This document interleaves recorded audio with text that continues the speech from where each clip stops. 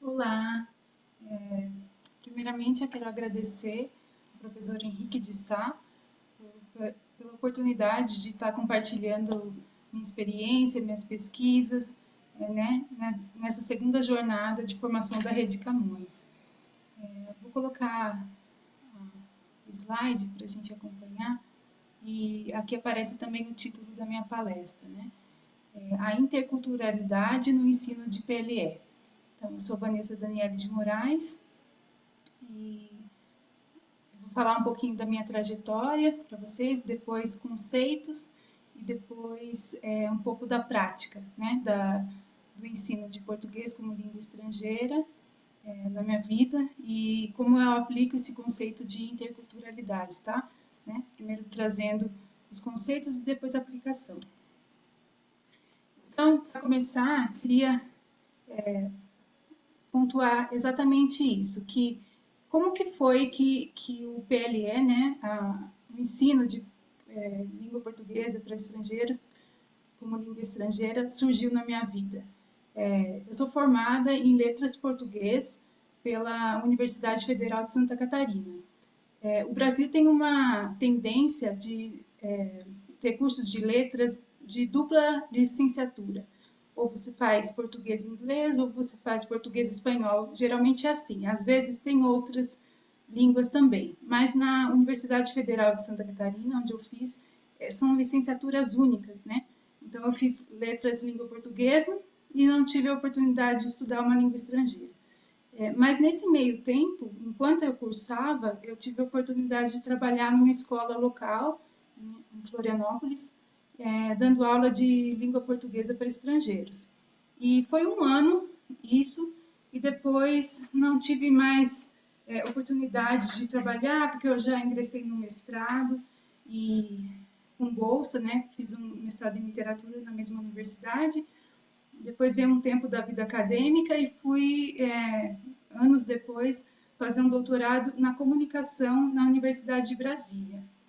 Então, esse meu percurso acadêmico, ele teve bolsas de estudo, né? A bolsa muitas vezes exige dedicação exclusiva e eu me voltei à pesquisa. Então, deixei um pouco a língua portuguesa para estrangeiros de lado, mas trabalhei como professora de língua portuguesa no Brasil mesmo, né? No PROEJA, que é um projeto para jovens e adultos retomarem os estudos básicos mesmo. Também trabalhei no Instituto Federal de Goiás mesmo, trabalhei com ensino técnico, né? Língua portuguesa para ensinos técnicos. Também, durante meu doutorado, eu tive um período de estágio também no curso de comunicação e dei aula de estética da comunicação ali na universidade mesmo. Então, assim, meu percurso na universidade como professora, ele deu algumas voltas, né, para chegar novamente onde eu estou hoje, trabalhando como professora de língua portuguesa como língua estrangeira. E como tudo isso aconteceu? Quando eu estava no doutorado, pesquisando um artista mexicano, que se chama Francisco Toledo, eu tive a oportunidade de morar no México para fazer um estágio de 6 meses. Quando eu vim para o México, reacendeu essa vontade de poder trabalhar como professora de português, né? Porque o contato com a língua espanhola ficou mais forte nesse período da minha vida, né? Morando aqui, estou novamente aqui, e isso reacendeu, e eu pensava, quando terminar o doutorado, faltava pouco, esse é um desejo, de voltar a trabalhar com isso, porque foi uma experiência tão bacana, né? Lá em 2006, e gostaria de voltar. Então, eu terminei o doutorado em 2020, no ano passado, e em março de 2020 e logo que eu acabei, já começou a pandemia, né? Tudo fechando. E aí, nesse período também coincidiu de os ensinos de idiomas, e não só ter um ensino na internet, tudo online, né? E aí foi uma oportunidade também de ir mandando currículo e aí comecei a trabalhar para o Peru, numa escola do Peru e também no México. E com isso vim para o México para novas oportunidades e estou aqui voltando então a esse desejo antigo de voltar para a docência de língua portuguesa como língua estrangeira. Queria dizer também, apontar aqui, né, que essa pesquisa e docência, muitas vezes, ela é covardemente separada, tristemente separado, né? O ensino e a pesquisa. E o que eu sentia mais falta, né, de todo esse meu percurso acadêmico, era que as coisas que eu vi na universidade, que eu aprendi na universidade, fossem aplicadas mesmo, porque fica muito os artigos acadêmicos, congressos que você vai e não aplica. Então, essa nova experiência que agora estou tendo, eu acho que tem a chance também de você dar um sentido para tudo que você estudou, né? E é isso, assim, a minha forma de ver que o ensino de português como língua estrangeira, ele pode ser aplicado, essas teorias que a gente vê tanto na universidade são deixadas de lado. Bom, vou começar então falando sobre os conceitos, né? E para pensar em interculturalidade, tem que pensar também outros conceitos que estão em volta de tudo isso. E eu trago aqui alguns para discutir com vocês, para depois a gente ver a prática. Bom, sobre intercâmbios culturais. Isso não é nada novo, né? Não é de agora que os intercâmbios culturais começam. Na verdade, desde a história da humanidade, toda a humanidade teve esses intercâmbios, Grécia, África, Império Romano, né? Essas trocas, interações ocorridas no Mediterrâneo, passando pela expansão da Europa, enfim. O teórico Nestor Canclini, trabalha muito com esses conceitos, né? E ele vai falar que depois o intercâmbio cultural sempre existiu, mas a diversidade cultural mesmo, mais forte, essas trocas, as interações, elas acontecem de forma mais dinâmica e efetiva no século XX, né? Especificamente nos anos 70, 80, quando os países que foram colonizados começam a ter uma migração para a Europa e essa mescla, essa mistura, essa interação, esse intercâmbio começa a influenciar fortemente na vida dos dois lados, né? Tanto dos ex-colonizados e tanto dos ex-colonizadores da nação europeia. E aí, o que ele vê com essa interação? Ele diz do conceito de interculturalidade, que é justamente isso. Então, tem também um outro palestrante, que é a Fleury, que diz o seguinte sobre interculturalidade. Conjunto de propostas de convivência democrática entre diferentes culturas, buscando a integração entre elas, sem anular sua diversidade, mas, ao contrário, fomentando o potencial criativo e vital resultante das relações entre diferentes agentes e seus respectivos contextos. Bom, em outras palavras, a interculturalidade ela acontece, então, nessa interação, nessa mescla, propiciando um terceiro elemento, né? Como uma terceira cultura mesmo, vai gerar novas perspectivas dessa mistura, né? Que Homi Bhabha diz que é o terceiro espaço, ele chama assim. Então essa interculturalidade não é apenas convivências de duas culturas, mas sim interação mesmo, né? E nasce justamente da diversidade cultural. Bom, eu gosto também de diversificar autores, e esse livro, Ver com os Outros, Comunicação Intercultural, foi bem importante também para eu desenhar toda essa palestra de hoje. Esse livro é do Jesus Martim Barbeiro e Sara Corona Berkin. E é interessante porque minha formação começa com letras, né, literatura no mestrado, e o meu doutorado na comunicação, e elas são áreas que se dialogam o tempo inteiro, e a comunicação, esses são autores da comunicação, mas que são aplicados muito bem também na prática pedagógica, né? Então, por isso que eu estou pensando a partir desses teóricos, desses pensadores, filósofos, eles sociólogos, eu gosto de mesclar porque é justamente a interculturalidade, essa fusão entre as áreas sempre foi muito cara para mim. Bom, e a Sara Corona Berkin, especificamente na parte dela desse livro, ela vai falar que ela vê 4 maneiras de conceber o outro, né? Que implicam distintos graus aí de comunicação. Um deles é o multiculturalismo. O multiculturalismo está sempre junto nesses conceitos com o interculturalismo.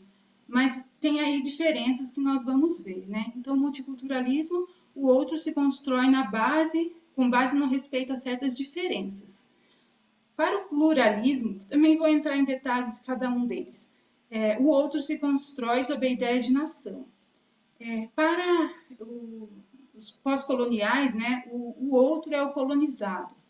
E nessa perspectiva que ela adota, da dialogicidade, que tem tudo a ver com a interculturalidade, a gente tem um outro que descarta a noção de que as diferenças sejam essenciais.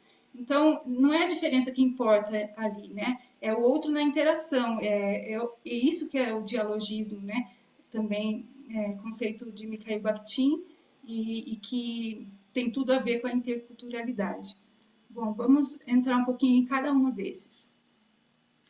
Primeiro, o multiculturalismo, né, que ela chama de o outro do respeito. Isso seria, então, a coexistência de diversos grupos culturais na mesma sociedade,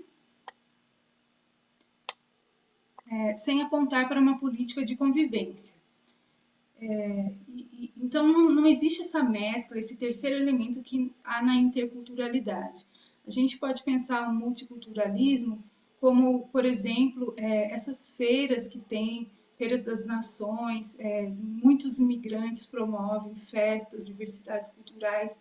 Então, ali existe um momento de que as pessoas experimentam danças, pratos típicos, músicas, vai provar um pouquinho da cultura do outro, mas não vai influenciar e não vai mudar a sua vida apenas um dia de uma festividade que ele conheceu, que ele provou. Ele vai voltar depois para sua casa, vai ter a vida normal, sem ter a influência só porque conheceu a cultura do outro, né? Então, isso é o multiculturalismo. Um exemplo também do multiculturalismo que a gente pode pensar na aplicação da língua mesmo, por exemplo, quando uma família... Eu vou pensar, né, estou morando aqui no México, vamos pensar que eu venho com a minha família para o México. Os meus filhos vão para a escola e vão lá escutar o espanhol. Em casa, a gente fala tudo em português. Nesse ambiente é multicultural, mas a partir do momento que essas trocas e o que ele escuta na escola já começa a influenciar na forma de falar, e aí vai surgir esse terceiro elemento, que pode ser o portunhol, ou pode aplicar práticas que vê na escola na sua própria vida, isso interferindo, aí já passa a ser a interculturalidade, porque é já a aplicação prática, né? Já está mudando a vida quando a cultura do outro influencia na sua. Então, isso é interculturalidade. Um exemplo assim que eu sempre penso que é muito forte isso, quando a gente está imerso na cultura do outro, é quando a gente, por exemplo, está falando a língua, né, a língua-alvo, né, a língua que a gente pretende estudar, aprofundar, e passa a sonhar nesse idioma novo. Então, eu acho que não li nada sobre isso, mas uma hipótese que eu levanto aqui, né? Quando a gente sonha é porque a gente já incorporou, já está no nosso inconsciente, já está na vida prática mesmo, porque você já trouxe literalmente para dentro de você conceitos, língua e coisas que você está vivenciando ali e que já te integrou, né? Então, a Sarah Coronabeck, ela aponta para os riscos da perspectiva do multiculturalismo, porque os traços que se visualiza são apenas daqueles que se consideram positivos no contexto hegemônico. Existe hegemonia aí. E não se deixa ver os conceitos culturais que se repelem. Ela dá um exemplo da política multiculturalista no Canadá, que financia as comunidades imigrantes com o objetivo de que preservem sua cultura e tradições. Então, assim, os imigrantes, eles mantêm os seus guetos isolados, eles não se integram, eles não passam a ter uma vida efetiva na economia e nada disso, né? Eles estão isolados para manter a sua cultura, né? Sob esse olhar, e terminam sendo estereótipos folclóricos para os observadores externos. Então, isso não é integração, né? Então, há que cuidar quando a gente pensa no multiculturalismo por isso. Na outra perspectiva, que é o pluralismo, né, o outro nacional, tanto se abre a sociedade e o Estado aos imigrantes e se concentra a atenção na utilidade dos estrangeiros. E aí a Coronabeck, de novo, vai falar. Nessa perspectiva de proteção nacionalista, a preocupação é que os Estados nacionais se enfraqueçam e os sujeitos percam o vínculo que se sente e une em torno à nação. Então, também não é totalmente benéfico, né? Então, a gente vai chegar no interculturalismo que ela defende, mas passando por esses que ela refuta. O outro colonizado, que são os estudos pós-coloniais. Ela diz que, a partir dos essencialismos culturais e as fronteiras entre as culturas, se percebem os choques culturais, mas também se enfoca muito nas culturas minoritárias e que essas políticas só enxergam a diferença dos diferentes mesmos, ou seja, dos negros, latinos, judeus, homossexuais, islâmicos, mas aqueles que são considerados, entre aspas, normais, eles ficam sendo invisíveis na cultura. Então, também é refutado por ela, né? E, por último, o conceito de interculturalidade / dialogicidade. São conceitos um pouco diferentes, mas eles estão... um se aplica mais, né, na prática pedagógica e o outro um conceito da comunicação, mas eles conversam demais, assim, então dá para pensar tudo junto, e ela, inclusive, a Sarah, trabalha os dois conceitos juntos, né? E ela diz, superar o binômio emissor-receptor para partir de um terceiro espaço, né, que Homi Bhabha chama de terceiro espaço, esse novo elemento que se forma nessa fusão, pode esclarecer nosso próprio conceito de comunicação intercultural. A experiência intermediária caracteriza a comunicação intercultural em vários aspectos, que é esse terceiro espaço, né, que Bhabha fala, ou mestiçagem, que é o conceito de Echeverria, refletem o que a comunicação intercultural constrói. Bom, e daí ela tem uma citação dela. A comunicação intercultural não lhe interessa a quantidade de informação que se transmite de um polo a outro, nem sequer a efetividade de suas mensagens. A comunicação intercultural se põe em jogo quando duas ou mais culturas arriscam uma parte da sua e transformam em outra para construir um intercâmbio dialógico. Então, como eu estava dizendo sempre, né, anteriormente, é a troca que é o fundamental na interculturalidade. Você não tem que pensar o outro, você está com o outro. Com esse termo com é muito caro nessa teoria, porque estar com o outro, interagir, dar e receber, não é?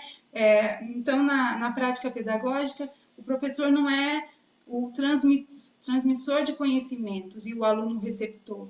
É sempre uma troca, né? E eu vejo isso muito na minha prática pedagógica também, porque estou dando aula para alunos que estão em diversos países diferentes, e assim, eu tenho que saber um pouquinho da cultura de cada lugar ali, para eu chegar mais efetivamente, né, nesse aluno, para que o ensino-aprendizagem, esse processo, seja mais efetivo. Então, eu acabo conhecendo muito também. Isso é troca, né? Isso é dialogismo, isso é interculturalidade.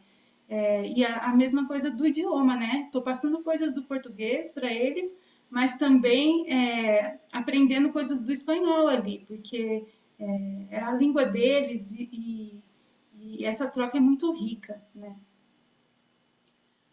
Bom, o Canclini, especialmente nesse livro Culturas Híbridas, ele vai falar da globalização dentro disso tudo, né? Porque a globalização ele tem aspectos positivos e negativos. Primeiramente, falar dos negativos, né? Os políticos e econômicos. Ele vê que dentro da globalização, esse lado negativo é porque existem países hegemônicos ali que estão em vantagem sobre outros, né? Na globalização. Tudo ali se misturando em conjunto, um incorporando cultura do outro, tal, mas pensando pelo lado político e econômico, existe uma hegemonia, né? Agora, o lado positivo. No aspecto cultural, Canclini vê como algo muito promissor, porque essas trocas, né, elas vão evidenciar justamente uma diversidade cultural do mundo e apontar para a necessidade de um diálogo entre essas diferentes civilizações. Então, nesse aspecto, é muito positivo.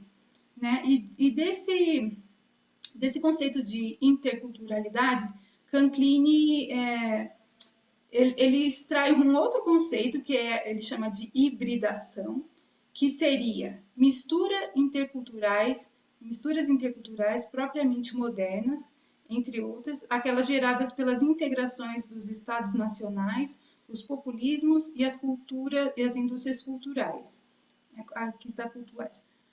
Bom, mas o que seria então essa hibridação? O resultado daquilo que a gente tem na interculturalidade. Seria como esse terceiro espaço que Baba diz, né? É o que resulta, é o que se extrai da interculturalidade, é a hibridação, né? E ele diz também, a hibridação seria o termo adequado para traduzir os processos derivados da interculturalidade, não só as fusões raciais, comumente denominadas de mestiçagem ou sincretismo religioso, porque também tem isso, né? Se a gente pensar a cultura africana, né, dos negros, escravos, no Brasil, na Bahia, especialmente na Bahia, né, que tem o catolicismo e o candomblé conversando ali, gerando novos elementos. Então, é tudo isso que Canclini chama a atenção, mas também as misturas modernas do artesanal com o industrial, do culto com o popular e do escrito com o visual. Então, veja a riqueza de tudo isso, né? E que ele denomina hibridação, porque é um processo híbrido. Bom, eu agora vou para a segunda parte dessa palestra, que seria a coisa mais prática, então, trazer esses conceitos para aplicação, né, na minha prática pedagógica. O ensino de português como língua estrangeira. Bom, como eu dou aula para falantes de espanhol, é importante chamar a atenção que essas línguas irmãs, como, por exemplo, o português e o espanhol, elas exigem muitos cuidados, principalmente da parte daquele que está aprendendo, porque ele pensa muitas vezes que ele conhece a língua, que ele sabe muito mais do que efetivamente ele sabe. Por quê? Porque tem os sócios cognatos, né? E é interessante porque essa interlíngua, né, que é a pessoa observar como o outro está falando. Então, por exemplo, mesmo que a pessoa nunca tenha tido aula de português, ela observa um brasileiro falando. E aí, para chegar nessa língua-alvo, ela vai ter as tentativas dela e muitas vezes vai sair a interlíngua, que o portunhol é uma delas, né? Essa mistura que você coloca português e espanhol junto ali no mesmo contexto e, e a gente se entende. E qual é o perigo disso tudo, então? Nas interlínguas, o que acontece? Numa pesquisa até de mestrado, foi verificado o seguinte: as pessoas que vão para o Brasil e falam, tentam falar o português, mas sai uma mistura aí, sai um portunhol. Elas não são corrigidas por brasileiros. Os brasileiros entendem o que elas estão falando e não as corrigem, porque a comunicação se efetivou ali. O brasileiro pensa, estou entendendo assim, eu respondo em português e está tudo certo. Então, esse é o perigo desses deslizes linguísticos, porque aquele que está falando, pensando que está falando corretamente, né, o português, é o que se chama de fossilização linguística. Vai concretizar esse erro e cada vez vai ficar mais difícil de corrigir esse erro, porque ele já se consolidou. Ele pensa que aquela forma de falar é correta porque ninguém nunca corrigiu. Né? Então, são esses deslizes, essas nuances que eu acho que um professor de PLE, especialmente de línguas irmãs ali, tem que tomar o cuidado, né, na hora do ensino. E o que se foca em tudo isso, então? Nas avaliações, né? Tem um linguista brasileiro, o Almeida Filho, que ele diz: pode parecer contraditório mostrar imperfeições na produção do aluno quando a nossa atitude típica tem sido a de encorajar alunos iniciantes ou de nível intermediário, mostrando-lhe sempre o que já se sabe e o que pode fazer, descontando-se os erros. No caso das línguas próximas, como o português e o espanhol, parece inevitável mostrar o contrário, apontar que os alunos ainda não sabem bem a língua e que podem desempenhar só imperfeitamente no novo e no próximo idioma. Mas a gente só pode fazer isso com a gramática rigorosa? Não. Você pode fazer isso através de aulas mais culturais, né, no sentido de trazer literatura, trazer música e apontar esses equívocos na aplicação mesmo. É impossível a gente conceber, né, o ensino de um idioma sem trazer a cultura junto. Mas é óbvio que alguns professores, tendo a consciência de que a literatura, folclore, culinária, tudo isso faz parte da cultura e a língua vem junto, eu penso que a aprendizagem pode ser muito mais efetiva, muito mais prazerosa, né? Sendo prazerosa, já vai ser mais efetiva, porque o aluno vai ter mais gosto para aprender e o ensino, né, a aprendizagem de regras gramaticais muitas vezes vem junto. Então, o objetivo dentro dessa proposta que eu trago da interculturalidade na aplicação do ensino de PLE seria capacitar hispano-falantes a produzirem enunciados adequados e eficientes nas diversas situações do discurso e em suas diferentes modalidades de uso, abordando aspectos gramaticais, lexicais e de pronúncias. O que eu penso quando eu trago esse primeiro objetivo? É que a efetiva comunicação, ela se dá não só apenas dentro da norma culta, né? A gente tem que ensinar o português que está na gramática, o português padrão, né? Mas também o não padrão, aquele que se fala num jogo de futebol, mas também aquele que você vai escrever um ofício. Então, você tem que mostrar os dois lados. A mesma coisa eu penso das variações entre estados, né? Eu estou falando do Brasil, do português variante brasileira, porque é essa que eu ensino, né? Mas, claro, outros países de fala da língua portuguesa também têm as suas particularidades.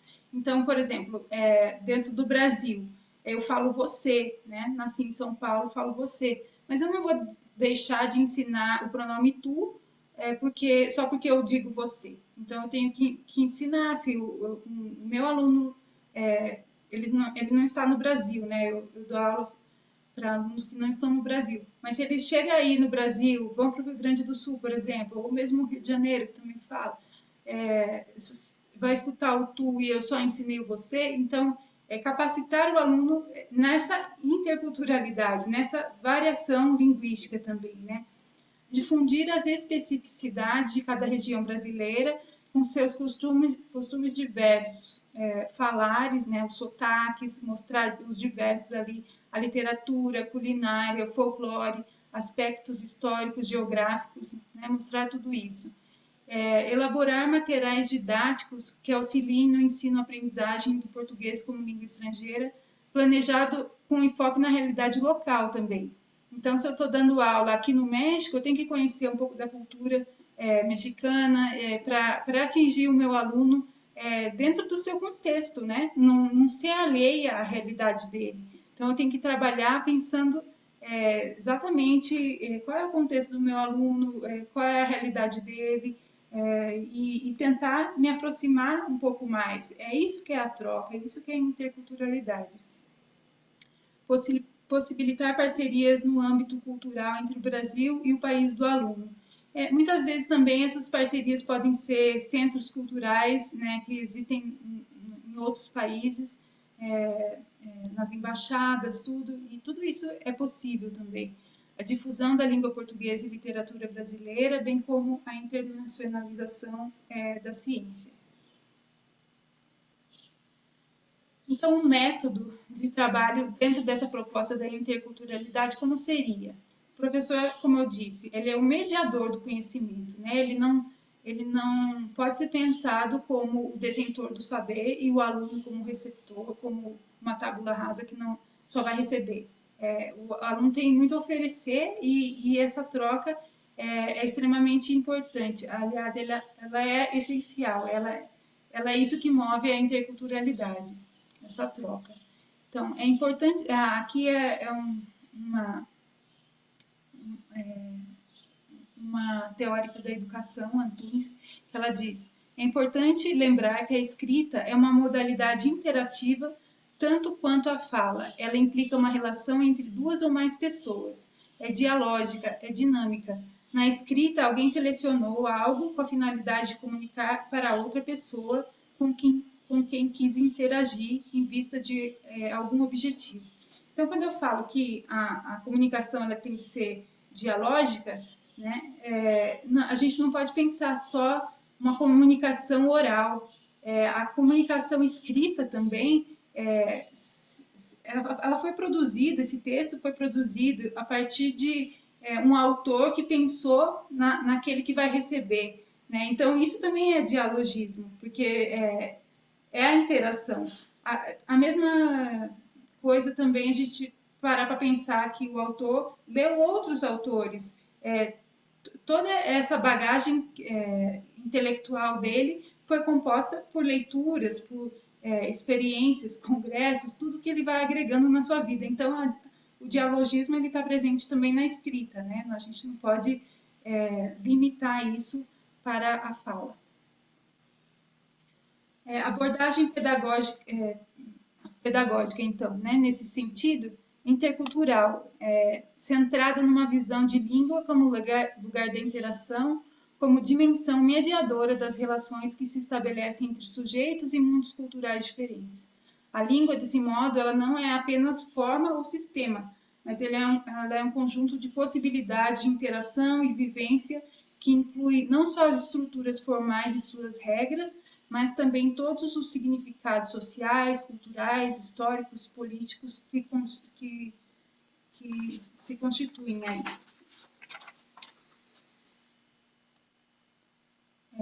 A língua é uma forma de acesso à comunicação, como eu coloquei. O método, então, é esse interacionista dialógico, né? Baseado também nas teorias de Mikhail Bakhtin. E aqui eu trago uma citação da Sarah Corona Beck, que é muito interessante para pensar o dialogismo. Ela diz: construir entre vozes ou ver com os outros nos distancia das formas estandardizadas de conceber o outro. Porque é isso que muitas teorias, muitas práticas pedagógicas fazem, né?